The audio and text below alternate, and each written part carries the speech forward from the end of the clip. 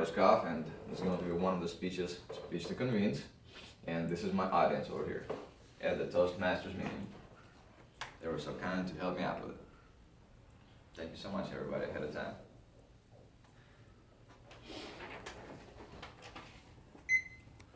I'm going to accomplish several things today, and one of the things I'm going to try to accomplish is convince you to re-examine your thoughts and believe that impossible is possible. I'm going to tie it up with first things first theme by showing you that your words, the thoughts that you think, create reality around you. One of the places I recently went to reminded me about that. The Federal Bank. Everybody probably knows what this is. This is shredded money. Money. We all believe in them. And by the way, I'm going to try to be myself as much as possible. That way I won't preach. Money, we all use it. What is money? It's idea that everybody agrees on. It's on paper, everybody knows it. But at one point in time, we decided to agree on it and use it. Paper is the same that you printed on. Watermarks, $1 bill, $100 bill. Pretty much the same amount, about the same amount of ink.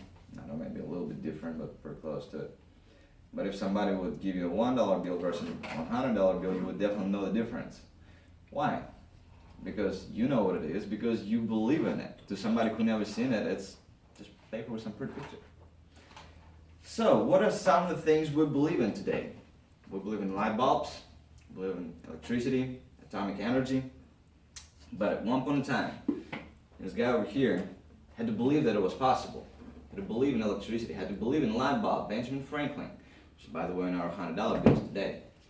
And he is one of the guys I like a lot, the father of our Constitution. Somebody had to believe that the car was possible. Nikola Tesla used to visualize for hours and go, so to say, in his world of thought, maybe another world, who knows. And then he would come back and try to make things possible, actually engineer them. Talking about the mechanics. Mr. Leon was talking about that earlier. Somebody had to think of that. I used to work at a construction company, at a Chuchu Construction. It's not as huge as some other companies, it's a local company, but it's all over Georgia. Some of you might have run into them. And my job was a construction estimator.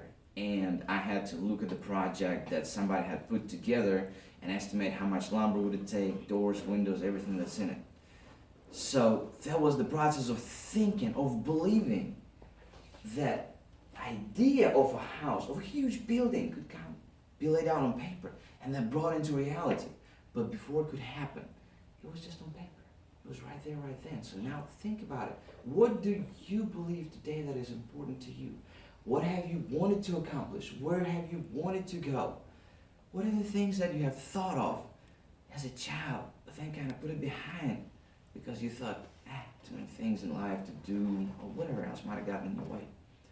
I challenge you to reevaluate that, to believe that some of those things that might have over time became to you impossible, maybe because you didn't even think of what reason might have been, that it is possible.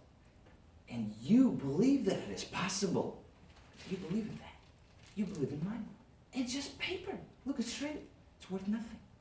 But when you put it together, all of us believe.